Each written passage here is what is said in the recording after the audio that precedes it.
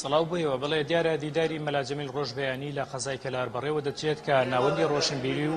ئەدیبانی کەلار پێی هەستاون دیدارەکە ماوەی 2 ڕۆژ بەردەوام دەبێت و تێیدا لە 3 پانێڵدا 12 توێژینەوەی تایبەت بە بەرهەمەکان و بە هەڵوێستەکانی مەلا جەمیل ڕۆژبەیانی چی وەک مێژوونووسێکی دیاری کورد و چی وەک ڕۆژنامەنووس وەرگێڕ و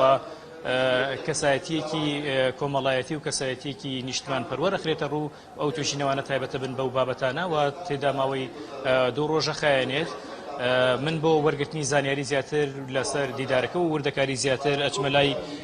بەڕێز ئەحمەد محەممەد وتەبێژی دیداری مەلا جەمیل ڕۆژبەیانی لە گەرمیان مامۆستا گەر پێمان بڵی وردەکاری زیاتری ئەم دیدارە چەندەکە هەر 2 ڕۆژە خانێتیان ڕۆژانی دیکە بەردەوامە بێت و ئەو گرنگترین و چالاکیانی کە ئەنجامەدرێن لەم دیدارەدا چی؟ بەڵێم دیدارە بە چاودێری وەزیری ڕۆشنبیری و لاوانی حکوومەتی هەرێمی کوردستان بەڕێوە دەچێت و ئەم دیدارە 2 ڕۆژ دەخایەنێ ڕۆژی 11 و 12 دوی 2021 بۆ ماوەی 2 ڕۆژ بەردەوام دەبێت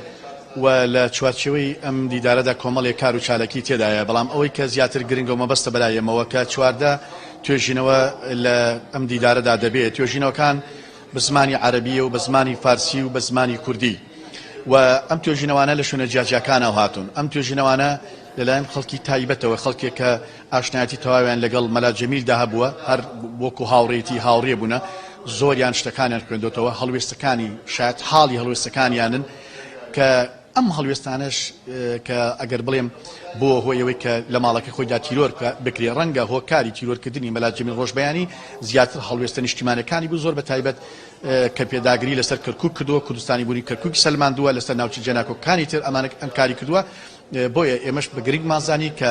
ئەم کەسایەتیە کە تا ئێستا ڕەنگەوەدە کاری لەسەر نەکرابێ دەیان بابەتی ئامادەکراوی هەیە کە هێشتانە بە چاپ نەگەێنراوە ئێمە هەوڵمانداوە کۆنگاوی یەکەم ئەم دیدارەی بۆ ساز بکەین بۆی تیش بخێنە سەر بەرهەموو هەڵوێستەکانی ئەو کەسانی کە بەشداریان کردووە دیارتر کەسایەتیەکان نووسەرەکان شاعیرەکان کەسایەتی ڕۆشنبیرەکان کێن ولا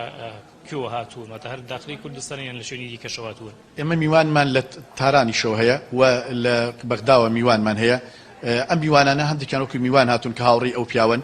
و هەندێکشان توێژینەوەیان هەیە لە تەواوی زانکۆکانی هەرێمی کوردستان لە کەرکووک لە کۆیە لە دهۆک لە هەولێر لە سلێمانی لە هەڵەبجە هەوڵمان داوە حاڵەتێک دروست بکەین کە هەموو ئەو کەسانی کە لە شوێنە دوور و نزیکەکانن تایبەتن بە ژیانی ئەو پیاوە کە تیشکی جوان دەخەنە سەر بەرهەمەکانی و هەڵوێستەکانی کارێک بکەین کە لە باڵای ئەو پیاوە بێ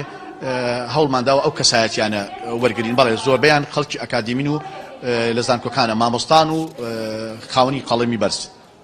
سپاس بۆ تۆ بەڕێز ئەحمەد محەممەد و تەبێژی دیدارەکە بڵێ دیارە دیداری مەلا جەمیل ڕۆژبەیانی ماوەی 2 ڕۆژە خایەنێت وەکو ناوەندی ڕۆشنبیران و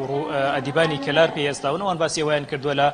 پەراوێزی ئەم دیدارەدا باس لەوەکەن کە ئەمە یەکەم چالاکیانە بێت هەوڵ دەدەن لە داهاتووشدا دیداری دیکە ڕێک بخەن بۆ ناساندنی و کەسایەتیانەی کە